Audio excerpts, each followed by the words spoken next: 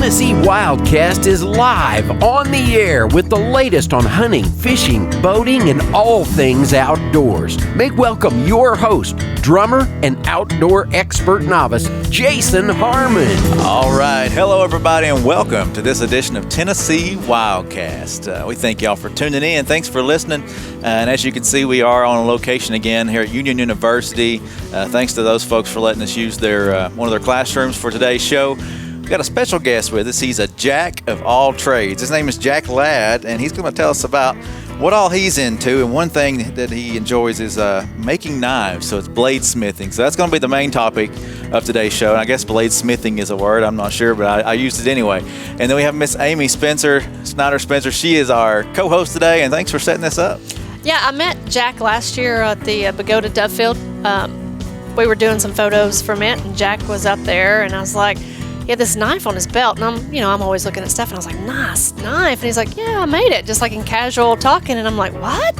So we talked for a couple minutes, and I was like, let me get some information. I might want to do a show on you. Yeah. And as soon as we left, the area manager, Jason Maxidon, started filling me in, and he's like, oh my gosh, this kid's like into everything, and he can do everything, and you've really got to talk to him. So I'm excited to have him. Yep. So I actually went out and did a little visit at his house and watched him make a knife. He started on a knife, and Lord, did I find out all kinds of neat stuff about him. Yeah. You really are a jack of all trades. You got all these hobbies here that we're looking at. You've done triathletes. And you won one at 7? You won your first 10K at age 8, and then you were coin collecting and selling coins, and then you get into rock collecting. Oh wait, somewhere in there you built a wooden bow out of Osage Orange, and then you're rock collecting, and then that got into flintknapping, and I had to ask what was flintknapping, and that is the making of Indian arrowheads. Making of his arrowheads, and then awesome. You leatherworks, and then now you're into bladesmith. Yes, ma'am. So what? Yeah. Yeah, tell us a little bit about some of those others out there. I want to hear about some of this. Oh my goodness, I've done everything. It seems like I cannot stick to one thing. Can't sit still. Can't still. No. When you're young, your dad's your hero. So dad's a big triathlete, so I had to keep going and carrying that through. And then for some reason, when you grow up, dad's not your hero anymore, and you want to have nothing to do with what he does. So I stopped that and then got into coin collecting, which is weird because at my school, I went to a little private school. So I started buying foreign coins in bulk and then just selling them to people to make a little bit of profit. Hey, entrepreneur right there. From there, I went into rock collecting, which was because my grandfather is into that. And then that kind of transitioned into being more interested in the primitive, like Indian stuff. Sure. So I started out with that flintknapping, which really, that was the first thing I got really deep into, like a hobby. And I started going to the North Georgia Knap-In every year, which is a Knap-In is where a bunch of people get together and just kind of have a fun time doing it together. And then it seems like a lot of the people who are into this flintknapping also like knife making. I met a man named James Gibson, who I did not know is actually an amazing knife maker and really prominent in the field. And he kind of led me to a guy in my town that I had no clue about that I'd started working with, and he got me farther into knife making. And now I'm here, I guess. Wow. And even leather works. You make your own sheaths for your knives and yes, sir. Stuff like that. Man, that's awesome. But I do have to ask this because as Jack of all trades, you actually won the science fair with the hoverboard that you made. Oh, yes. In, I think, 7th grade, we had a science fair, and I decided that I was just going to go all out. Nobody else even really tried that hard, so I don't know why I decided to go so hard. And then I got a buddy. I was like, hey, we're going to make a hoverboard. So I'd have been like, what? We spent like no volcano? quite a few hours building the hoverboard. And then we had to make a big video sequence of us using it. And that led to, of course we won. But awesome. So tell us a bit about that. I guess it worked. It worked. We went to a local church and went across a whole basketball court just floating around back and forth. Wow. And I did ask him, what do you want to do when you grow up? And I got the kid answer. I don't know. No clue. You going to go to college? I don't know. Probably not. I don't know.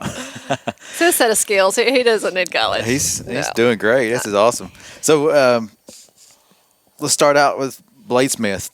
Tell us about what that. Is it? What is bladesmithing? Yeah. So smithing is more the form of forging your own knives. So bladesmithing is the part mainly where you're getting it hot and forming it. And then I guess you can carry that out into the grinding and then finishing handle work and stuff like that. Okay. All right. So there's a lot of process. There's a lot of steps. Let's jump into the steps real quick and how to do that, and then we will come back to your mentor. You kind of mentioned some of that, but how do you start making a knife? Okay, so there's two main types of knives that I'll make, and I'll show these two. This one was a forged knife, and this one is stock removal. So stock removal, there's two main things. Stock removal, you start with a bar of steel and cut out your shape, and it never really hits the forge until the hardening process. As with this one, started out as a piece of metal and was hot forged and taken and manipulated to that shape, where this one was cut and ground to the shape. So that's the two main types, and that's the main start you get. Either you start with a blank that's cut to the shape of the knife, or you start with a bar that you have to forge into the shape of the knife. Okay. And then from there, after forging and cutting and all that, you would go into grinding, which this is one of the main parts of the knife is the bevel. So that's the part where it goes from the thickness at the spine, and it has to taper down to a sharp cutting edge. So your bevel is where you're going to spend most of your time grinding, because it has to be really precise and even and go to a really narrow, thin point. Do you eyeball all that, or is there some kind of tool that helps you? A lot of times you can take a caliper and run along the edge that gets you to about the right part, but really most of it is eyeballing and kind of just learning to feel with your hands, like sloping down, feeling how it I'm not allowed to play with sharp objects, so. Yeah, we don't want to cut anybody's hand here on the show, but he did have a pretty cool tool yesterday that you were showing me. Is that the caliper you were talking about, or? That is it's called a filing jig, and it clamps on, and it's tungsten, so none of your tools will cut it. So it's tungsten right here, and I didn't have it either the time that I made these. Well, I think I did have it for this part on this one, but you can clamp it on and then use your files or your grinder to make a straight line that matches on both sides. So it would clamp onto this like here, clamp like that, and it's perfectly flat on this side. So I could file, and that keeps me from having no gaps right through this area right here. And then after this process of getting it all shaped up and grinded out, you'd go into hardening, which is the make or break moment of a knife. So a lot of times you'll get I've learned that on Forge and Fire. Yeah. A lot of times you'll get to the point where you have a beautiful knife, and then hardening just completely ruins it, cracks in half, or all kinds of bad stuff can happen. So is hardening, is that heat as well? Is that how they harden? Are you baking it, or what's the process of that? So with hardening, it has a few steps. The main part is that you'll have to do a thermocycling, which is taking you up to what is called critical temp, which is around the 1400s. And at critical temperature, the metal will no longer stick to a magnet. So that's the main way to tell that you've gotten to this critical temperature.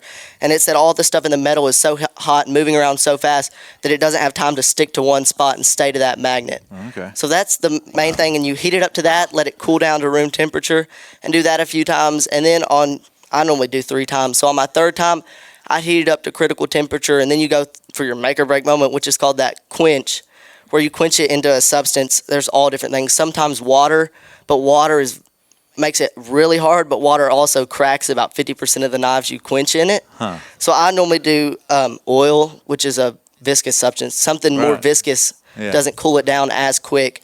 So there it's really fastly cooling it down, which is going to harden your edge, really stiff everything up. But at that point, the knife is so hard right out of the quench that, say you dropped it on the concrete, it would just shatter like glass. Wow. So after that, you go into tempering. So tempering is taking it into an oven. Normally I'll sand it back down, and you'll put it into an oven at about 425-ish. It depends on the steel, really. So biscuits are good at 425 too. Hey, Mom, does he do this in your oven in the house? Oh, yeah. Okay. All right. She does not like it. It makes the whole house smell like French fries because that oil's still on it. I mean, saying. Could be worse. Yeah. So after that, we take it to what's like a golden brown color, and that softens it, but it doesn't soften it to the point where it's not hard anymore, but it makes it where it won't just break on impact. It'll flex and bend. After that, we go into hand sanding, which is the part that makes every knife maker just want to kill themselves, really, because you sit there for up to like hours on a knife, sit there with sandpaper just rubbing out every scratch you've had. So this one and these two, you can see the finish. When you finish with the grinder, all your scratches are running this way because you hold it like that, and the belt's coming this way. But then you go on and you want all your scratches to be that way.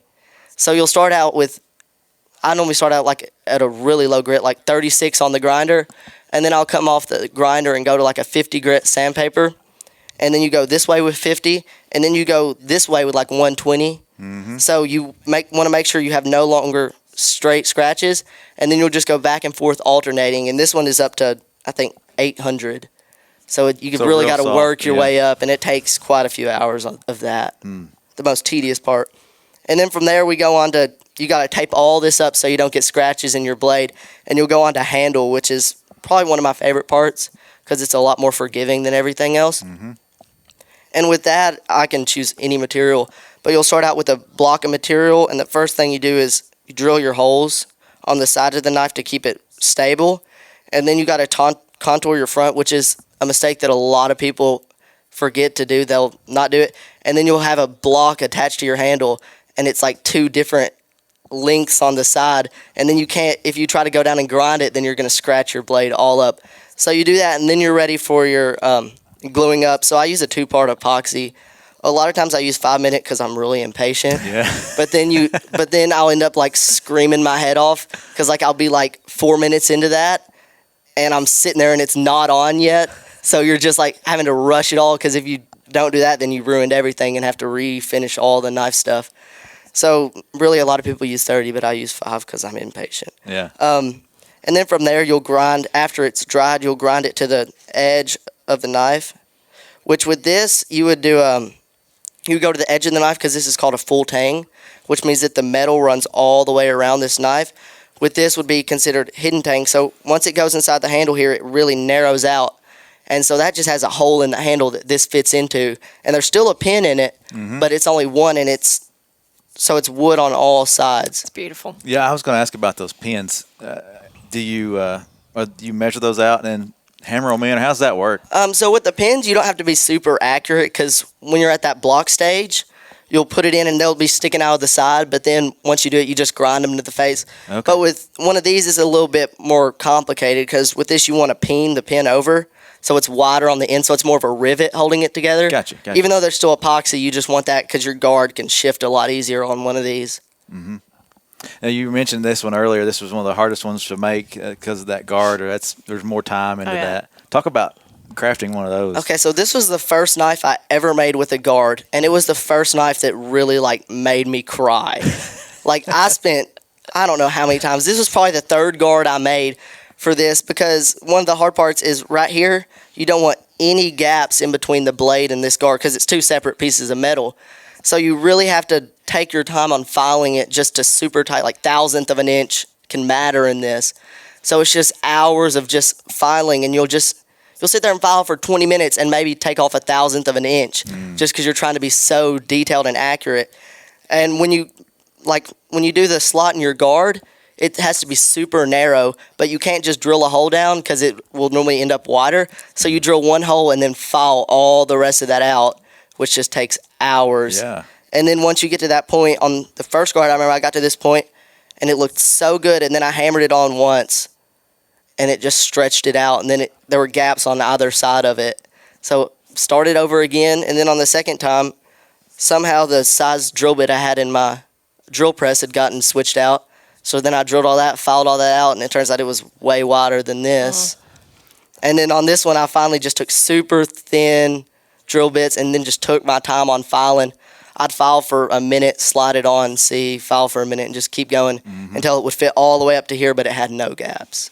I tell you what, that's real tedious, patience, everything. And when he talks about he doesn't have any patience, when we were there, he's got to have patience. But while I was there, we're waiting around. He's doing pull-ups over there, and I'm like, what? Training for that triathlon. No, he's training for his rock climbing now.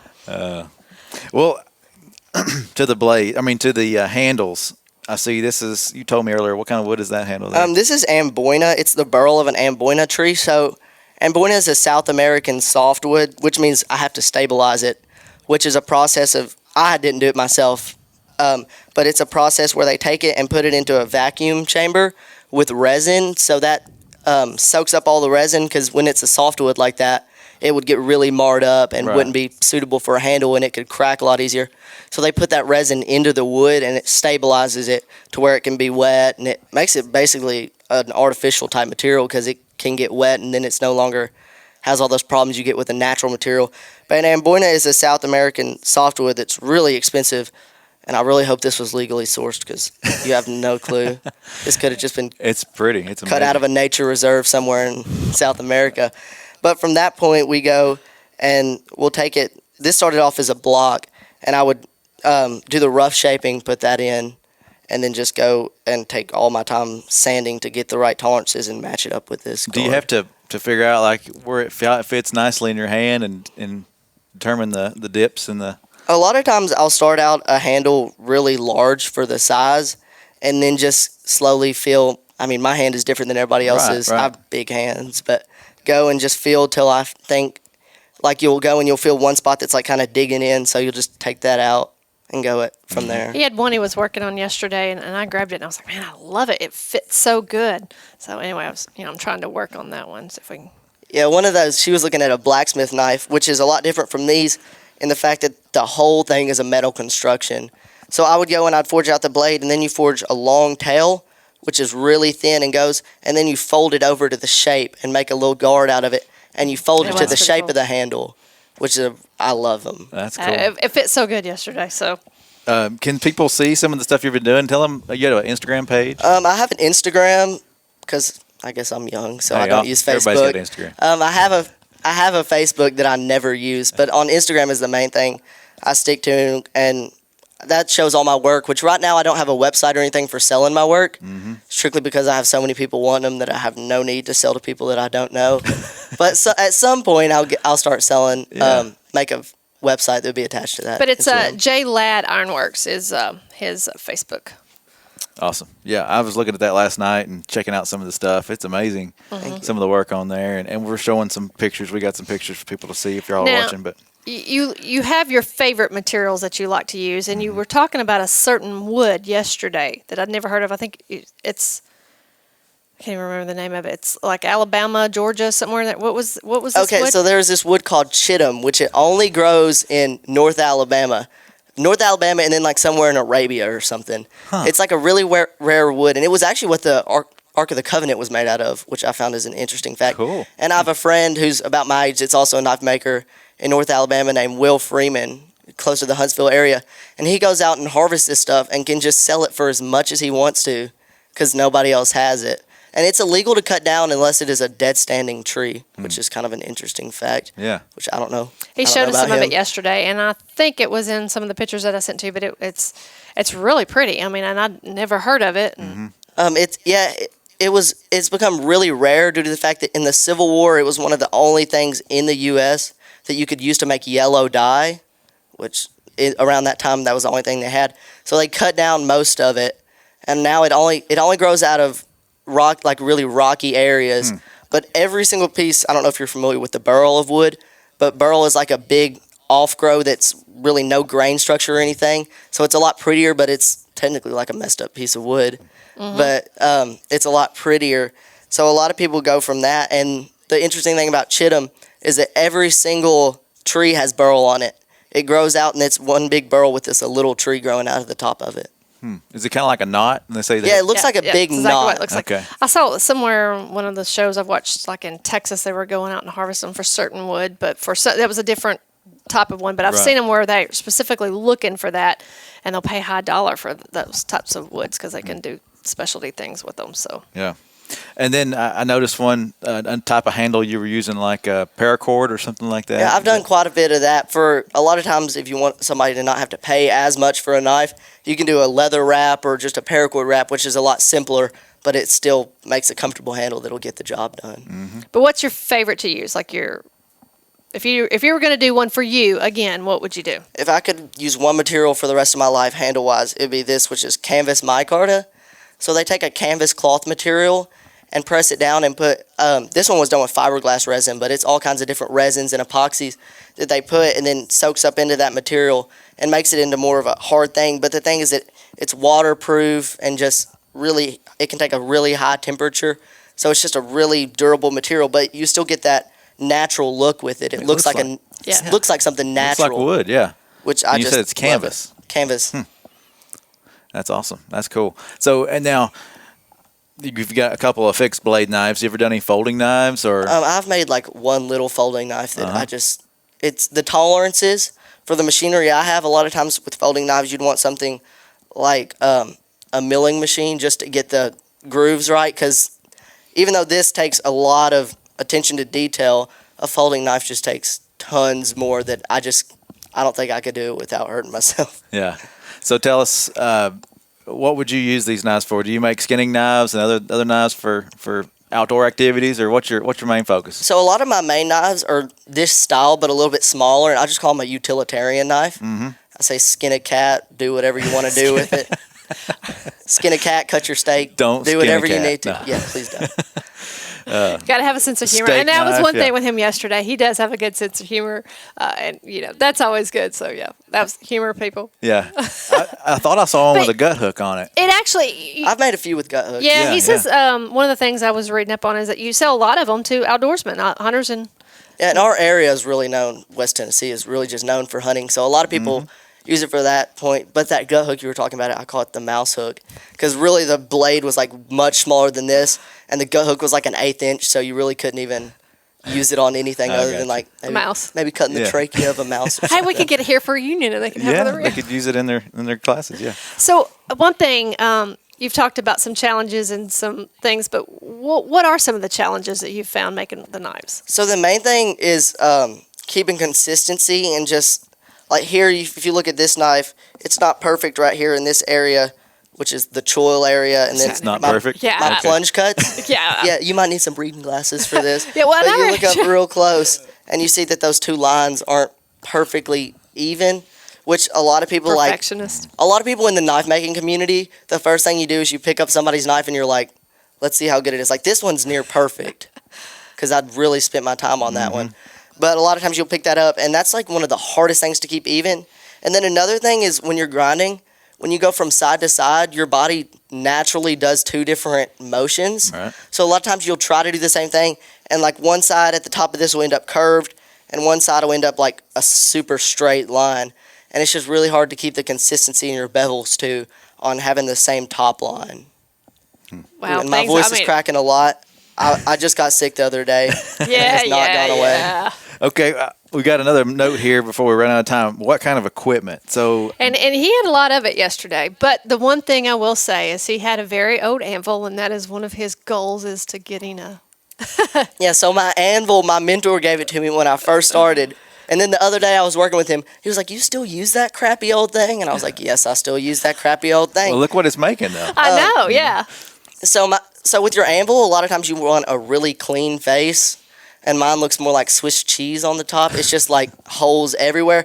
So it's hard to keep a perfectly straight blade and stuff like that. But a good anvil can run you $1,200, like just right out there, $1,200 for a standard, like 150-pound anvil. So that's something that takes a lot of saving up for. And then my pride and joy is my knife-making grinder, which is a 2x72 belt grinder, which I saved up forever. I use this one. I went from like a one inch wide, 36 inches, and then I went to like a 2 inch wide, 36 inches, and now I'm at a 2x72. So, and it's variable speed and all that nice stuff, but that was, I think, the most expensive thing I've bought. It was around $3,000 for that one piece of equipment, but that's like the staple. And it has its own room. Yeah, it has its own room. Yeah. But that, like, only that works in that room. But it's like kind of the staple, like the main tool you need. Yeah, you need definitely. An anvil, hammer, forge, and then after that, all you need is a grinder. So tell us about the forge. You said you got that from a local guy up in East Tennessee. Is that Okay, right? so my forge came from a guy in East Tennessee. I never met him. I was somewhere when they went up to meet him. Oh, cool. I need to go work with him sometime. He's invited me to. But it's a very small forge that I just love it because like a lot of times this people have a big. big bulky forge with this thing, and then that just eats through some propane. So mine has a hole Sure. that's just wide enough to fit your knife in, so it doesn't run through nearly And we as have much. some pictures of it too, I know. It doesn't run through nearly as much propane because you just fit your knife in. And it's very small, and all it is, it's called a single brick forge because they take fire bricks, which is what's used to make it, and it's about the size of a cinder block, like cut down the middle, about Gotcha. that size. And it just has that one little hole, but it's super fire retardant. And then you just have a blower that goes in the side that, as your propane goes down this tube, it has knots in it that makes it take in oxygen at the same time. So it mixes it before it gets to the forge, and that's where it heats up. Gets it really, really hot. What temperatures are you running in there? I don't know. We cranked it up yesterday to So try to get some certain yesterday photos. to try to get this one good picture of me hitting something and And I got sparks it. flying everywhere. We got got it after I think the second try. Yeah. I was probably running it at about 2,000-ish degrees. And Mom was saying, turn it down. Yeah. Don't burn up the building. So think about safety. You got to wear all the gear and And things he is, like that. I found this out. You're OSHA. I have an OSHA 10 course. Yeah. So Which impressive. I mean, I was like surprised because, and yesterday he was wearing all of it. He had his a mask on and PPE. and he had his glasses on and he was very cautious on what he was doing. And, at some points I am. I'm sure you've well, he was accidentally- when I was there. Now I don't know what he Maybe does. just for her. So if you accidentally touched the hot part and just, Oh my goodness, scars everywhere from just this thing. The problem is that it's so hot that you don't have time to react to what it does. So Exactly, right yeah. here, I have a scar right here. It was just from I was holding something up, drop it, and just as it glances by, it does that. So it's a really dangerous hobby, really. Yeah. So tell us about being on TV. You said you had a Facebook page. You're not on there much, but tell us about some of that He stuff. was on a Facebook page, I think, for school or something. I was reading I'm not sure. where you'd been in But something. yeah, I saw a picture. You were getting interviewed by a TV station there locally. Okay, I so guess. the last He local, looks so young. the last local TV station, I think it was probably 2 years ago, and it was just a nightmare rewatching that thing, because I was just like, he was like, so what's your favorite part? And I just go, I like it when the metal gets hot. And then that's like all I said for the whole interview was like, it's But he really, looked like he was so. I mean, he looked it's like really he was hot. 5, And I'm looking at the pictures yeah, I've gotten of a the little bit video. more mature since then. All right. Well, we're going to run out of time. We got about 2 minutes left, and so just appreciate you being with us today, and I want to say, it's been impressive fun. kid. I mean, it's nice to hear kids that are out there doing something besides playing with video games and watching TV and playing on their phones all the time. You're actually doing stuff, and it was a nice welcome. And I actually took my son up there yesterday, and I was hoping maybe he might like say, "Hey, look, this is let's do stuff like this." could So do that. yes. all right. Well, thank you for being with us. Thank you. Jack. It's been fun, and maybe I'll get to come see your shop sometime. Maybe. That'd be fun. Come down anytime. Yeah. So, hey, keep watching, keep tuning in. This is Tennessee WildCast. We appreciate you doing that. Check out our social media. We're out there everywhere, and we appreciate y'all tuning in, and we'll see you next time. Thanks for tuning in. Stay connected with TWRA by visiting our website at tnwildlife.org and follow us on Facebook, Twitter, and Instagram. Hey, it's all about Tennessee wildlife. It's what we do. Tennessee WildCast will be on the air again next week. We'll see you then.